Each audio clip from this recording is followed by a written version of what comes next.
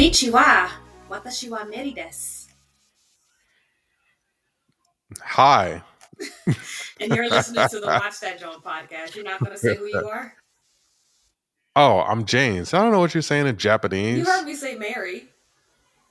No, I didn't. I say Meridesh. Oh, well, yes, you're listening to the Watch That Joan podcast. We will be recording in English. I just wanted to try out a new intro. But, Yeah. yeah. Well, hey guys, we've been hustling the past few days. We released the episodes of Sinners yesterday, and we also released the third episode of The Last of Us. And today we recorded the fourth episode of The Last of Us, day one. So we're doing our best we can to give you your content when you need it, how you need it. So we're really excited to get to this episode and excited that you join us once again. Absolutely. So, today's episodes is a continuation of The Last of Us season 2. We are on episode day 4. We're on episode 4. Call it day 1. So, yeah, you ready to get into it? Okay. This episode first takes place back in 2018 in a Seattle quarantine zone. Federal troops in an armored truck retell stories of a seemingly ruthless man named Greenberg. Their sergeant, Isaac, chides them for their flippant chatter right before the truck comes to a halt. Their path is blocked by a school bus, and Wolf members slowly approach them on foot. Isaac gets off the truck to confront the Wolf members and has one of his men come with him. After a swift exchange between Isaac and a woman called Hanrahan, Isaac walks back to his men in the truck, throws a live grenade inside, and shuts the door, killing everyone inside before they had the chance to even process what was happening. He even guns down the driver, who the grenade's blast couldn't reach. Hanrahan welcomes Isaac, and Isaac then turns to the last surviving Federal soldier and tells him to choose. First thing This first. scene was hard. Is And that shout Josh out to Peck? Jeffrey Bucket. That I know it. I knew it was Josh Peck. I said the same thing. Like, yo, that's Drake and Josh. That's Josh Peck. Mhm. I noticed him, and then I never heard him curse um, so much. I know. Well, yeah, because we just see him on Childish on Drake and But you Josh know, he cartoons. was in Oppenheimer. He had a very small role in Oppenheimer. I don't know what's up with He him just was. making cameos really quickly. Yeah, no, he was. I think childhood stars either the career like shoots off or they kind of get stagnant. Mm. You know. Yeah. So yeah, but that was I. First of all, we love Jeffrey Wright. Absolutely. I love them in Westworld. We love them in American Fiction. We love them in the Yep. Batman. I feel like he is an actor who could play both extremely vulnerable and extremely cruel characters. Why are you making The that face? Batman. He was in Batman. He was in the Batman. He was either, oh my goodness, he was a police chief. Not Harvey Dent, but he was in the Batman and he worked closely with Batman. He might have been the police commissioner, but he was in the Batman. No. Okay. Yeah. But when you think of him, his role in Westworld, spoiler, he didn't know until much later in the show that he's also an android, and it was heartbreaking. And then we think how callous he is. He is here, throwing a grenade in the truck with his own men he's probably been fighting alongside with for months, and they look up to him and they respect him, and you blew them up with a grenade, so it can be very callous. And even in American Fiction, Jeffrey Wright played a very polarizing character. There were times when you Yeah. connected with him and sympathized with him. There's other times like, oh, you're a pompous jerk. Not pompous, but you're a pretentious jerk who think he's better than everyone. So I love how he could either be someone that you sympathize with or someone that you're like, wow, you are a cold mother, watch your mouth. Yeah. No, I agree. He does those roles well. And this role, he's based off a video game character. Apparently, for the actual video game, Yes, I remember Isaac. Yep. Yes, he doesn't look like Jeffrey Wright, but the voice actor is the same. He's the same. Hold He's the on. same You said guy. Jeffrey Wright was Isaac in a video game? Yes. What? That's so Yeah. cool. So they brought him back. They brought him Oh, back. that Yep. is so. That's too cool. I didn't know who Jeffrey Wright was. I didn't know who he was back when I played the video game. But I remember the character Isaac, and he was the leader of Wolf, and he was ruthless. He was ruthless. But Yeah. as far as the soldier who stepped off the truck, the one soldier that Isaac spared, I know you don't have much of a choice, but what would you have done if you were him? S- uh, so he's the one who asks why do they call the citizens voters, Mm, right? And when they were talking about the Greenberg story. hmm And I that's guess when Greenberg was Isaac, like another federal sergeant or something. He was kind of yes. a D head. Yes. And so Isaac, he essentially was like, they called them voters because we took away their right to And as vote. a black man, that And hits hard. exactly. And we mocked them. And when he said that, the soldier was the only one who was like who understood it. You know what I mean? And it Hmm seemed like that he could be taught. And I think that's why he saved him. Yeah, exactly. But Yeah, he said everyone else is thoughtless and just like Greenberg. yes. Yeah. Yes. Yes. So I think I would have chose to stay with Isaac because what's the alternative? Get killed by the WLF or get killed by him? Because even if he was out there and fight, like eventually we got. I would have just chose with Isaac. You got to You think of know, like a soldier though. Those are his comrades. Those are people he probably was fighting but alongside. these but they're not soldiers. There's a militia, Fedra, right? And I think Fedra, there's they citizens. Fedra was the wolf is the The militia. federal. Fedra was the like the military, like the real new Uh, age post apocalyptic military, if I believe correctly from the video game. mhm. They are a lot more structured than Wolf. Wolf was Yeah. only formed. It was like I said, it was a section of the Fireflies, and the Fireflies were just to fight Fedra. So Fedra is as close as the military as you're going to get. Okay. So they're Okay. more legit. Yeah, yeah. No, but I get you. I would have chose Isaac too. Like, what I'm finna do? Like, I understand there's that sense of like, yo, you killed my men, you killed the people I've been fighting with, but I'm a coward, so Yeah, Isaac killed his own men. he killed his own men. Yeah. His own men, and he believes that he did it for a higher cause. You know, to side with the citizens. And I guess the guy who followed him agreed with that on some level. I think that's why he chose Yeah. level. Yeah. So the next scene takes us to present times where Dina is rummaging through an old pharmacy for supplies. She finds something, but the audience isn't shown what it is. She doesn't show Ellie either, telling her nothing is wrong, even though Ellie can clearly see that Dina is lying.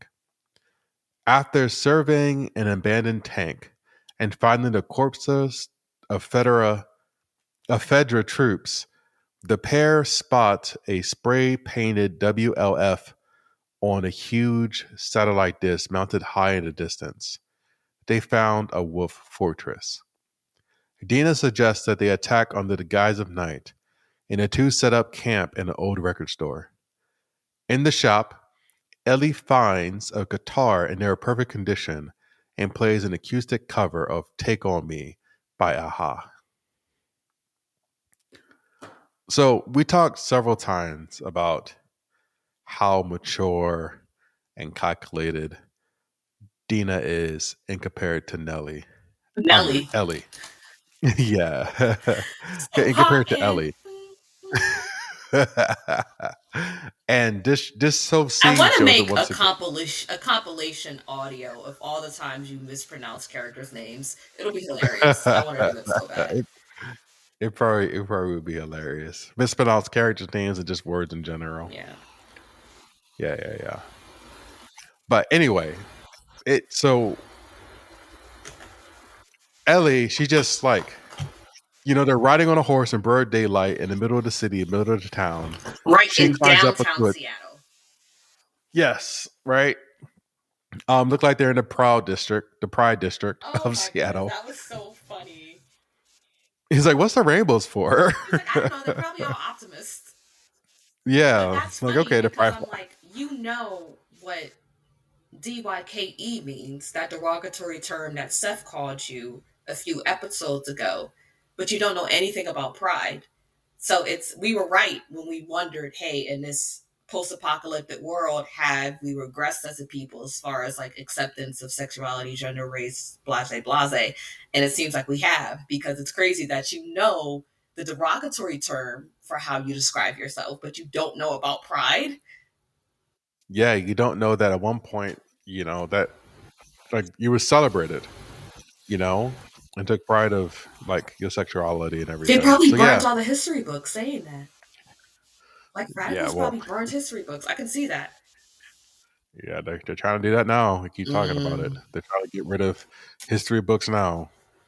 But um, anyway, what I was trying to get at, you keep cutting me off, is that Ellie, she is reckless. She jumps into that tank and she makes all the noise, right? And she's just like, "Hey, let's go run after let's go charge the Wolf Fortress and take them on," because they said they were exactly where they're at.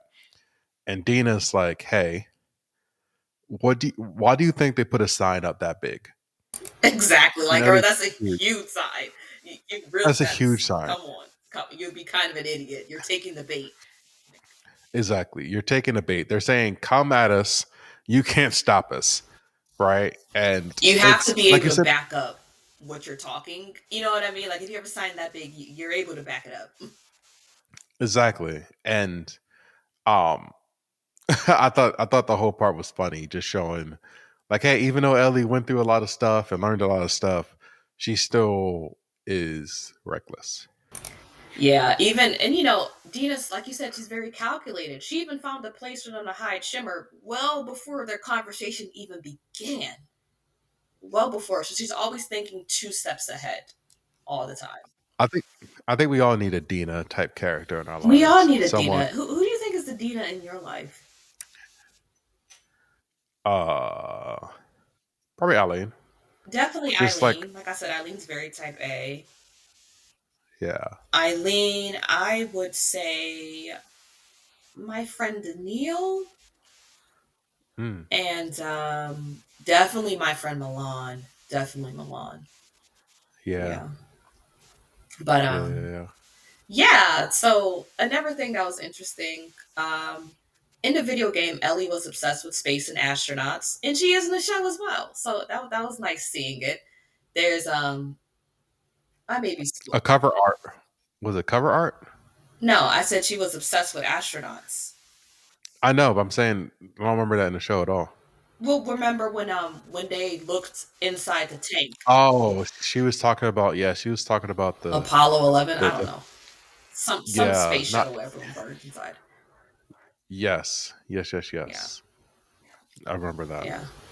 So okay, let's talk about the cover. Let's talk about it. So hearing Ellie play "Take on Me" in the video game made me like the song 10 times more.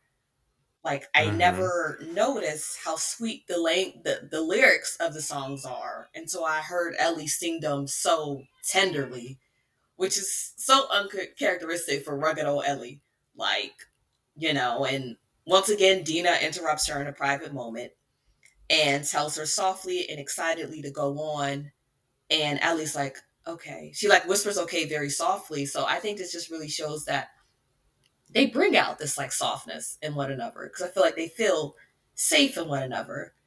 And like Ellie did really, I remember during the video game, you actually you there's a cutscene. I forget if you're playing along with her or if you're watching her play, and it's just like when she gets to the hook, like the first hook, how she whispers "take," she's like "take on me." It was like there's something about it, like it. I don't know. It just seems vulnerable and like soft. And like we said, this girl was born to kill. She was born literally in the most violent circumstances. So, but she Yeah. was smart enough to sing when they get to "In a Day or Two." I was like, I like how she's smart enough to sing that in her range. Yeah. Yeah, yeah, no, I appreciate that a lot. And then the way that Dina was looking at Ellie Hmm. and just like the love and like the admiration, Admiration. um, admiration. There Admiral we go. Cusco. Sorry. That she had in her eyes. She killed it. She also killed it. So obviously, yeah, like both of them really killed that I'm scene. obsessed with Isabel Merced, the character who plays Dina. I want to see more of her. Like I'm truly obsessed. But yeah, like for the first time, we see Dina in all of Ellie. And all this time it's kind of been the other way around. Like we Say that again. I said for the first time, we see Dina in awe of Ellie. And all this time, it's kind of been the Uh, other way around. Like Dina, like bound in a frame of beauty and like aloof elusiveness, and Ellie just watching her longingly, you know. But now we see that Dina sees Ellie just as Ellie sees Dina. This isn't like an unrequited love. She is like Dina isn't out of her league. Like it's mutual, you know, they're all in awe of each other. And I don't know, I think this song is perfect because I think this song really tells like kind of the mind state that Dina and Ellie find themselves in, well, that Dina finds herself in later. Like this part of the song is like, needless to say, well, I'm gonna say it. Needless to say, I'm odds and ends, but I'll be stumbling away, slowly learning life is okay. Say after me, it's no better to be safe than sorry. And to me, it's like Ellie kind of saying, like, take on me, take a chance on me. Like, and I think when what's she said something. Oh, and then when Ellie says, I'll be gone in a day or two, the second time she sings a hook, Dina's face looks pain. Like yeah, that scared me. I just your camera froze, and then mom just popped up is this behind you, and insidious? I didn't even hear you walk in the room. I know she's You like want to over say there hi, floating. Mom? My microphone isn't working, so they can hear you. You can say hi.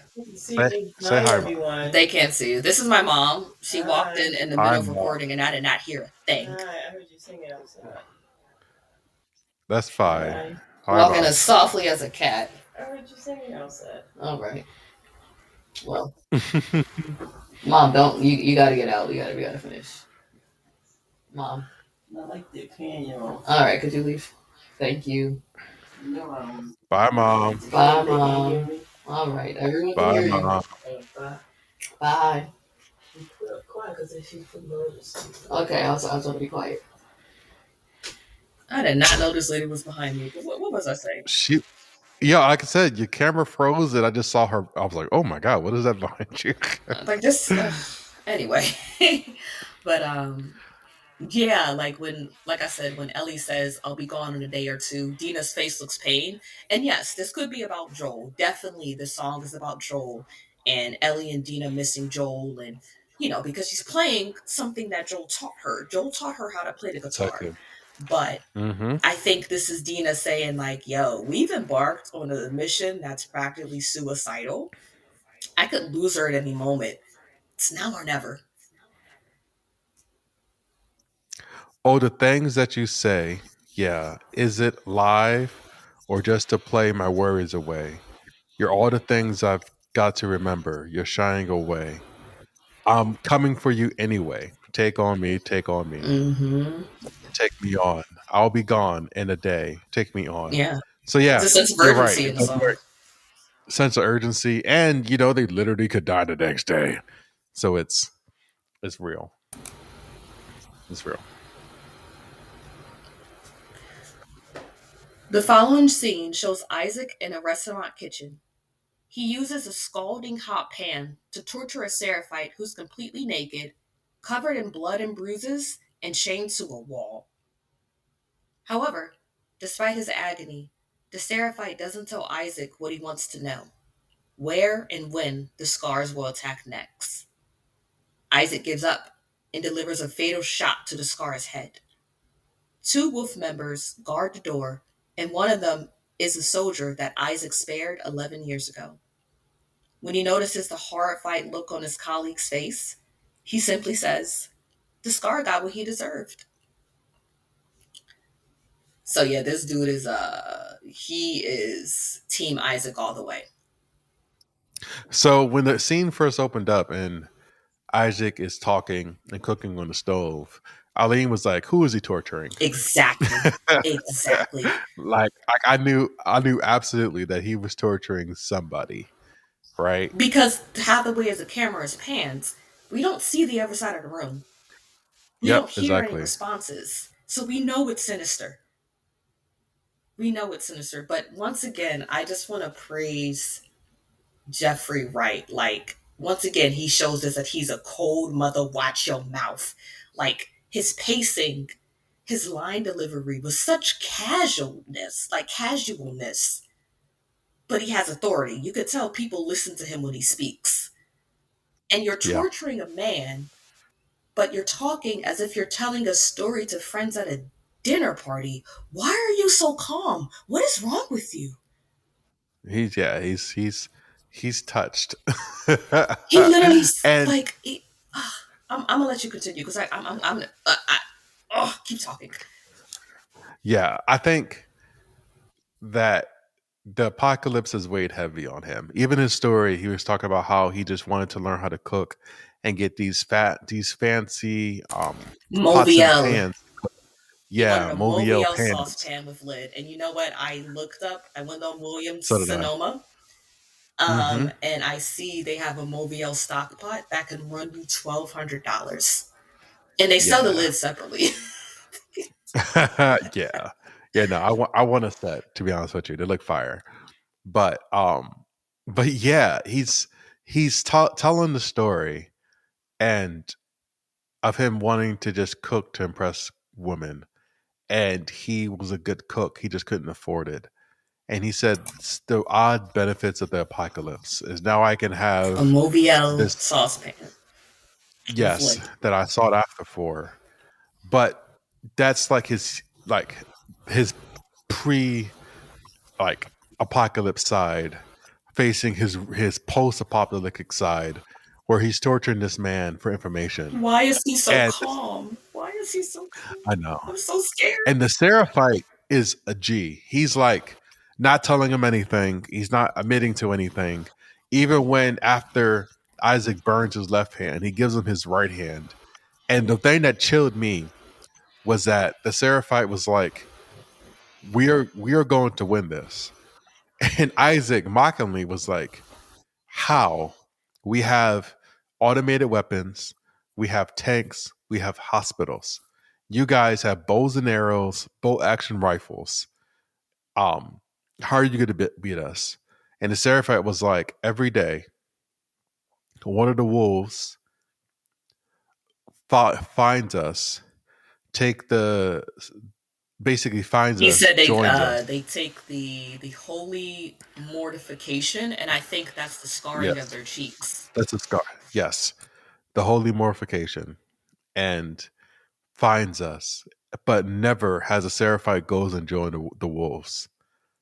So he's saying eventually your numbers are going to dwindle down, and the tides is going to turn. And I believe that Isaac saw some truth in that. He saw some truth in that, and it kind of makes sense. 'Cause I think human nature, like eventually, right? I think we do stuff to seek power, but eventually, when you seek power, the tides typically turn to either religion or the more sought off like ethical path. Absolutely, absolutely. And I think that's why like we always get like these rise and falls of like empires throughout human history because it's power grab, power grab, power grab, and then there's like a enlightenment period, and you're like, hey, this is wrong, and then you overthrow the authority. And I think that's kind of where like that's like the Fedra cycle that happened with the wolves, right? If you think about it, like the wolves and well, WOF and the I'm gonna call them butterflies was that wolves. I'm not gonna say WLF, so say whatever you want. yeah, that's fine. The wolves and the fireflies did that to Fedra, and now the scars are trying to do the same thing with with the WLF. It's just a cycle. So I thought that was really interesting. Um, Yeah, it's so one thing. Powerful scene. This is a very gruesome episode, and I think this is the first instance of that gruesomeness. I was really kind of taken aback by when they showed the Seraphite, aka Scar, butt naked. But let me say something. Like, I'm glad that we're seeing lately what I'm noticing in film and television that we're seeing more full frontal nudity of men because like sometimes we always seen full frontal nudity in women in film. Think about Game of Thrones, Honora. It's very common. Honora shows full frontal nudity in men too, but sometimes it seems kind of gratuitous when they show nude women. It doesn't seem like artful or for a reason. It just seems like I don't know. They're just perverted directors behind the camera who want to get off. So the fact that we're seeing like a whole dick, like it's like okay, we're kind of even the playing field. We're all naked. You know what I mean? Like so. I know you don't like it, but like I said sometimes with like watching Euphoria, it's like why is Sydney Sweeney always taking her top off? It's like there's no reason for me to see her breasts. She has great, they're great, but it's like I don't need to.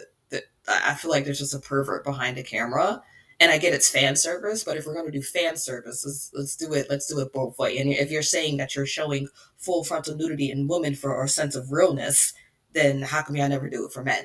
So, and I think it adds to the shock value of the episode. You know, we see that he's been torturing this man, talking so casually. This man is butt naked, butt naked, naked. So I like that, and I think there's a direct correlation between the relationships of Wolf and the Seraphites and Ellie and Abby, and it just shows that an eye for an eye leaves the whole world blind.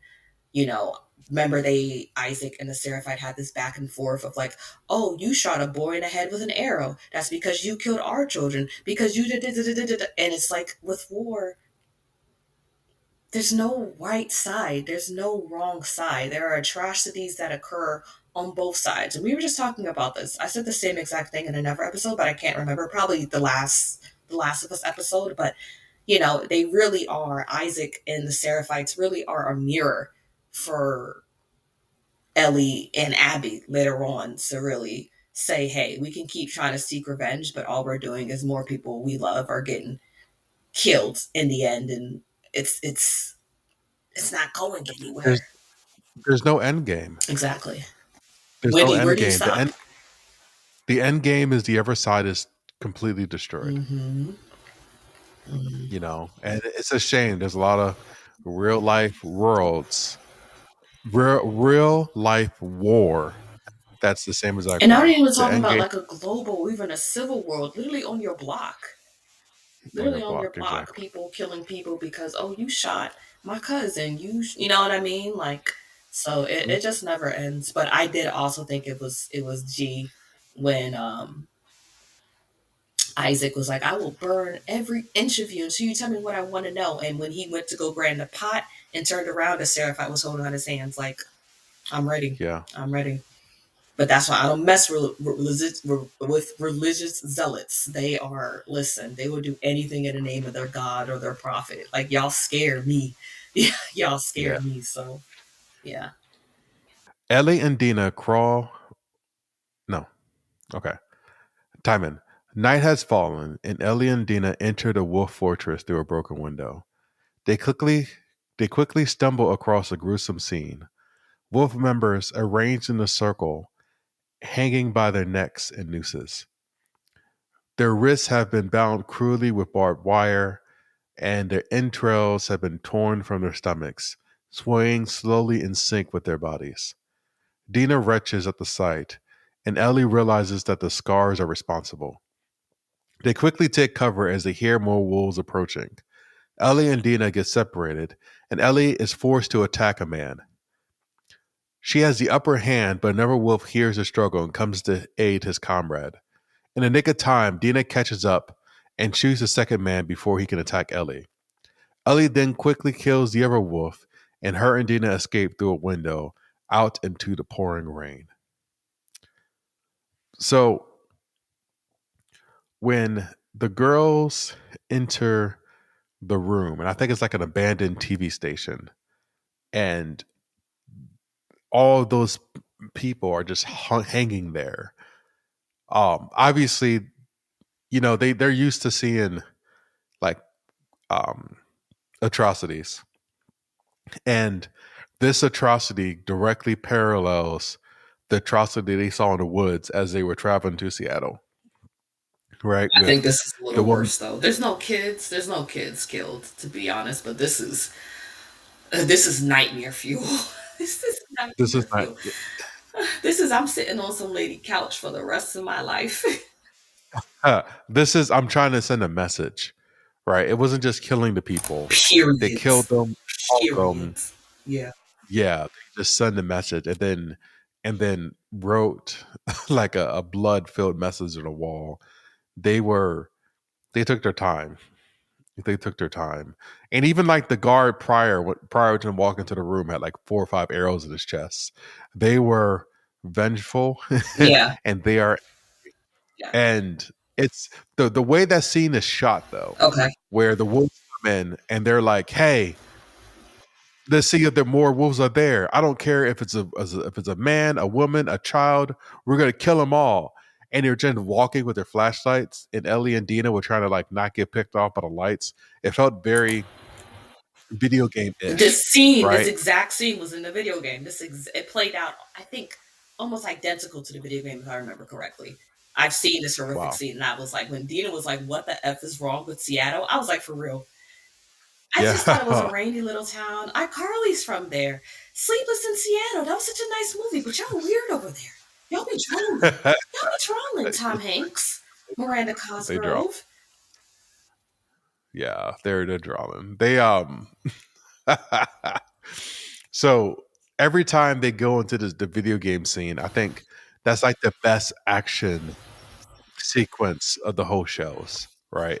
Of the whole series is when they dive into the video game. It's choreographed And so well. These fight scenes are so choreographed so well, and it's like it's just like it takes a real skill to understand not only how human beings move, but to move naturally in combat. To create a yeah, combat sequence, and you got to take factors into play, like if someone's injured, or you're terrified, or you're exhausted. What weapons are you using? How do you hold it? How about the lighting? Where are they placed? How heavy is one person? How big is the other person? It is genius. It requires so much time and just a great understanding of combat. And and listen, attention to it just detail. gets better from here. It just gets better from here. Oh my god! Literally, the next scene is my favorite scene in the whole game. So Yes, let's jump right into it. okay,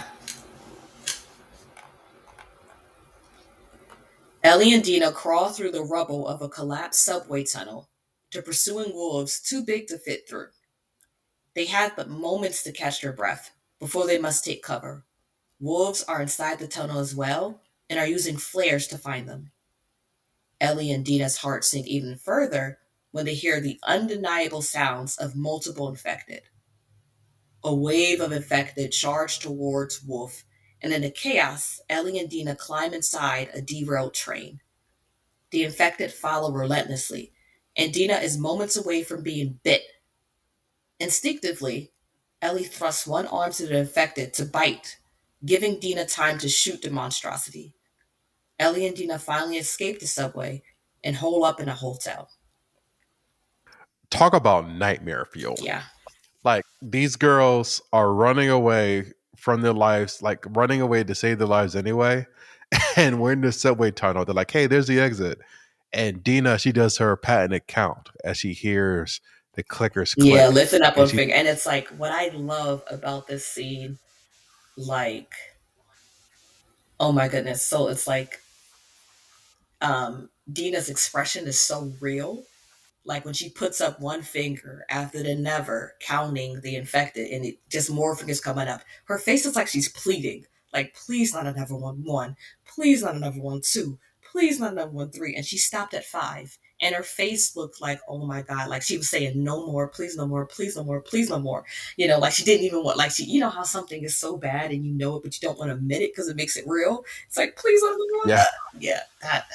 And then you can tell Ellie's breath is getting faster with every finger that goes up. Like you could, she's like, okay,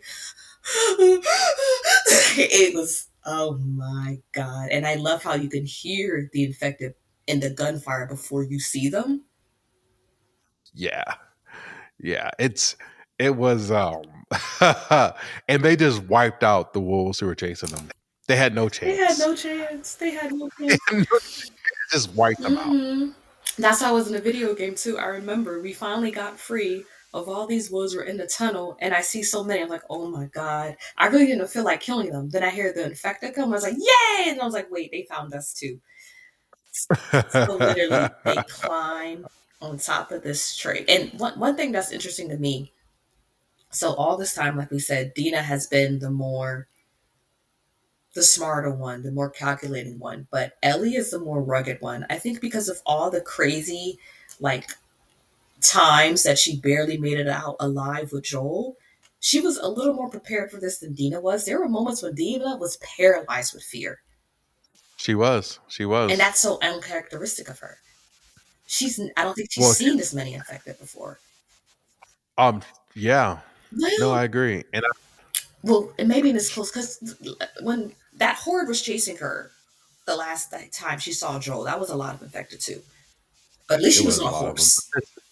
She's on a horse and she's with Joel versus her and Ellie in a tunnel Hmm. when everything inside that tunnel is trying to kill her. Hmm. There's no safe place and no safe to go. And like, yes, you're right. She was petrified, but Ellie snapped her out of it. Hmm. You know, they jumped into the train, and first I thought, yo, like, there's no escaping this. You can't just wait them out. Like, but they jumped in the train, they ran through the And my thing cars, the is, do you infected. know how hard it is to get those car doors open to the next It's train? so hard. It's so Mind you, hard. that train's probably been derailed for since 2013, since Outbreak Day. For like it's like a decade. You know how Yes, hard it is at to least. get those doors open? Yeah, they're so hard. Even on SEPTA, have you ever walked through the trains on SEPTA? Have you ever done that? Yeah, that's what I'm talking about. Walking through the different train cars. Like, Have you ever done it? yeah, who hasn't done it? Okay. Yeah. Yeah. Like that scene Yeah. is so frantic and desperate and claustrophobic. I Yes. love it. I Yeah. love It's it. it's Like, it's it is incredible television. And then when they finally get well, wait, out, wait, wait, wait. I'm just want Bella Ramsey and Isabel Merced, like they just like I said, like the time it takes to really coordinate combat, but their expressions still they seemed absolutely exhausted and terrified. They were hyperventilating, like when there's one point where Ellie falls and she drops her gun, and there are literally infected busting through the windows of the train car, and she's like scrambling for her gun, and she's just like she makes a noise like like a whimpering puppy, like a scared little girl. But Dina's able to shoot them and like help her up. But it's like y'all couldn't tell me that y'all not in this situation in real life. yeah, Yeah, yeah, no, it's yeah. crazy. But like you said, we were talking about it early today. I'm like, okay, okay. So Dina and Ellie are in the train car. Dina and Ellie climb through, the emergency chutes, the emergency hatches Yes. on the top of the train car. So Mhm. Dina is able to pull herself through that train car, pull Ellie up through that train car, right? This is why pull ups are important, people. This is why pull ups are important. So they pull themselves through this emergency exit. Then they hop off the top of a train, sprint like 100 meters to a gate, which they immediately scale, pull themselves around and over to the other side, drop to the ground, and then make a mad dash up an escalator. This is a Spartan race. CrossFit ready. This is a This Spartan is race. this yeah. This is CrossFit ready. Yeah. Listen, we talk about where he would have died. I would not. I might be able to pull myself up. I'm getting better at pull ups. But to pull somebody else up through that emergency hatch on the train? Nah. No, there's no way I couldn't pull myself up. I couldn't pull nobody up. I just got eaten. Jumping off the Rip top of apart. the train, I would have sprained an ankle. Broken ankle. I would have Yep, sprained an broke an ankle. ankle, popped my knee out, And broke my I would back. have sprained an ankle. I would have sprained an ankle. Like, knowing me, like a shoelace or something would have got caught in the gate when I was trying to scale it. Like, it's just crazy. What did you think about Ellie giving the infected her arm to bite to save Dina? Bite to save Dina. She's a G. She's solid. She couldn't get to her gun, and it was a second nature. It reminds me of, we used to. It reminds me of when we used to drive with dad and mom, and we were in the front seat, and they had to brake immediately, and they put their arm out immediately to brace us, right? I And remember mom it doing was that when I was in the passenger seat. I never recall dad doing that. my mom and dad both did Did it, you? and it was just I don't instinctive. recall Yeah, dad doing it. he doesn't love you like, Mm. but it was instinctive, and I caught it when I was older, and I'm like, wow, that's the type of love that just instinctive. It just happens, you know. Um, like your arm's not gonna do nothing. I'm gonna fly through the window, mom. But I appreciate you putting your arm out there to try to protect Like you me. said, don't even I think think that about it. I think that's exactly what Ellie did. She stuck her arm out for Dina. Um, Because and when you when think she about it, got she bit, didn't. She took no time to process. As soon as Dina was in trouble, she saw arm out immediately. Immediately, it wasn't like immediately, arm out. She did arm out. Like, and that's you can't tell me they not in love in real life because they the chemistry. There's she just said too in real much. life, It's a lab. It's a lab. Like it's a whole lab. They have a hypothesis. a, Their a lab. What are you chemistry talking is a lab. about? It's a Oh, chem lab. you're They corny. give lectures. You know, You're corny. like oh my goodness, they're TAs in a chem lab. I hated all my chem lab So TAs, by the way. Dina's face when she realized that like Ellie was bit was just mortified after they got through that turnstile Mortified. She was and all. embarrassed. Is that mortified me? No, just like mortified. It's not embarrassed. It just means No, like feels mortified like is she's about. embarrassed. Is it? Yeah, Either mortified way, is petrified. embarrassed. Whatever. She was. I think mortified. Yeah, Like, no, embarrassed, ashamed, humiliated. is Yeah, it yeah. okay? Well, she was I think you're worried, thinking about like mortal, like deaf and horrified. Does that make sense? But mm, mortified means embarrassed. embarrassed. Okay, no, she was concerned. You said what? She was She concerned. was more than concerned. I couldn't. I can't. You lost my word That's now, all in so the I don't know compilation, by the way. But about uh, horrified, there you go. grotesque. Yeah, she was horrified when she realized that Like, oh my Ellie, gosh, because to she her, saved her. She gave her life for me. I'm so embarrassed. Like, I don't even like her like that. no, no, no, no. She basically was like, Ellie's dead. Yeah. That's what it is. She took it as Ellie's dead. She's still here, but she's And you're dead. all alone now. Like, that would have been devastating for me. Ellie's dead, and I Yeah. have to kill her. I have to kill my very best friend in the whole entire world. Once safe, Dina pulls her gun out on Ellie, expecting her to turn at any moment. Ellie finally admits that she is immune to the cordyceps infection and convinces Dina to wait and see if she changes. After several hours, Ellie wakes up later, unchanged, and Dina makes her own confession that she is pregnant. Dina crashes into Ellie, elated and scared, kissing her fervently, and the two make love. The next morning, Dina confesses her feelings for Ellie, but their lover's haze is pierced by an interception of their transceivers. The message is from none other than Wolf, and they mentioned Lake Hill. The girls run to the hotel's roof to get a better view, and they see signs of a fierce battle in the distance. Lake Hill is among the fray. Ellie tries to convince Dina to stay behind, but Dina refuses, grabbing her hand. Together, she says.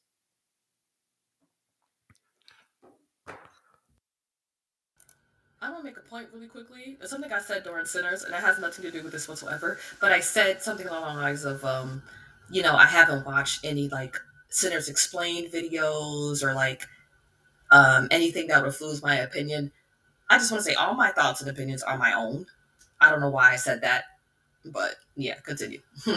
I meant like I haven't done like research, is what I meant to say, not like watching other people interpret things. Like we try to interpret, find out interpretations all on our own. And when there is something where it's like, oh, I heard so and so say this, we give them credit. So all our opinions are they're on our own, you know.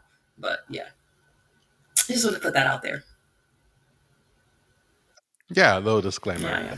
that the Watch That Drone podcast is Yeah, original. we don't just go and say, "Oh, explains like Sinners Explained," and just say things verbatim. I meant to say Yeah, regurgitate. yeah, we don't Exactly. Regurgitate. regurgitate what we've heard. So yeah, and if we So, do, we give them credits. So yeah, yeah, okay. So, if you were Dina, would you have trusted Ellie wouldn't turn? absolutely not. There's Dina is the only infected person that we know of. There are no other affected that we know of. Absolutely not. But Wait, say that again? Dina's the only infected no, person sorry. that we know. Ellie is the only immune person that we know of. Yeah. We have never heard of anyone who was immune to the cordyceps infection. I think, I think, I think I might have waited until Ellie turned to pull my gun out, but then again, no, I can't blame Dina. Absolutely not. But I feel like No, Dina is because so it's equipped it's at killing infected. I know she just ran from like every infected, like a horde of infected. She's probably sick of them, but she's so equipped at killing infected. I think I would have waited until I saw signs of changing and then pulled out my gun. But like I said, I listen. I get it. no. I think the unwritten rule is if I get infected and I'm still alive, kill me before I turn. They want to be human when they die. They want to be human when they die. Kill me before I turn. Don't let me turn into a Okay. monster. One thing that was so Right? And funny, it was sweet. Ellie was like, "I would die for you. I would, but that's not what just happened." And then when Dina did put the gun down, she was like, "Dina, don't fucking shoot me!" I started cracking up. It's like, "Yo, don't fucking shoot me!"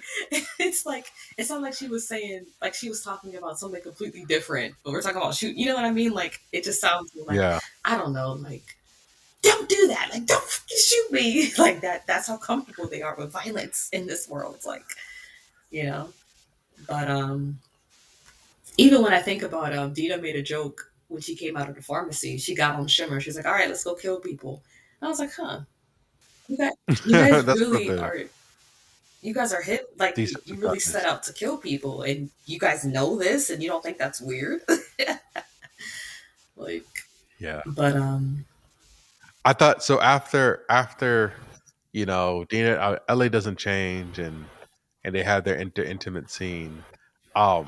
It was funny when Ellie was like, "So you're pregnant, huh? So that means I'm going to be a dad." Right? And I'm like, "Ellie, how is that your I baby? thought Like that that's too. not I'm like, yes. that's not your I'm baby, like, Ellie." okay, girl, like Dina's not with Jesse That's anymore, but that doesn't mean that Jesse isn't still very much the father. You're the outlier here. Like your you're the outlier. stepdaddy. You're the homemaker. Because she was like, Yeah, oh, that means it's our baby. Oh, and I guess Jesse's too in a way. And I'm like, girl, what? No, that's Jesse's baby. And you can be a part of the baby's life and be a father figure, but that's not your damn baby. Like, hilarious. but also something that I think that was so funny. Um, what did she say? Dina's soul type A. Of course, she took like 12 pregnancy tests. But Dina pulls them out, all of them, and she's like, I saw a pregnancy test and I peed on it. And Ellie was like, you peed on it? And Dina was like, that's how it works. I don't just randomly piss on stuff. Because, Ellie had never seen a pregnancy test. She was like, you pee Mm-mm. on it? And she was like, yeah, you think I just piss on, like, just randomly pee on things? But, I, So after I guess after they hear the radio and they run upstairs and they see the war literally happening like a few miles away. What, like, in my opinion, right? If I was Ellie and I saw this war and I knew that the woman that I love is pregnant, I'm turning around, and I just barely survived encountering 8 of those soldiers, or like, you know what I mean, like half a dozen of those soldiers plus the infected. I'm going home, Have you but seen? instead, You've never seen someone beat your daddy to death with a golf club.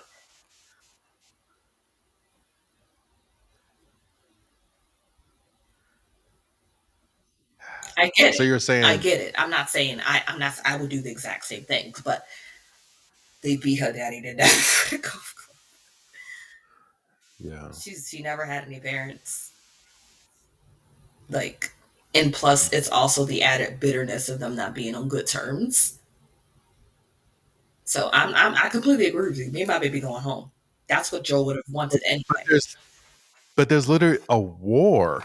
Yeah, it's crazy. They're crazy. They're crazy, Jim. They're about that life. They're about that life. They are used to extreme violence. They Yeah, not cut from the same cloth as you and me. I'm sorry. They're just not. yeah. But I get you. I would have gone home too. But watching the sex scene, I was kind of uncomfy because I'm like, "Ugh, that's your best friend." Like, I don't know, me, I'm so awkward. Like, even if I don't know if I was like in love with you this whole time. It's so funny because Ellie was like, Dina was like, I knew you were into me. And Ellie was like, what? I thought I hit it pretty well. And she was like, you absolutely didn't. Like, I knew you liked me for a long time.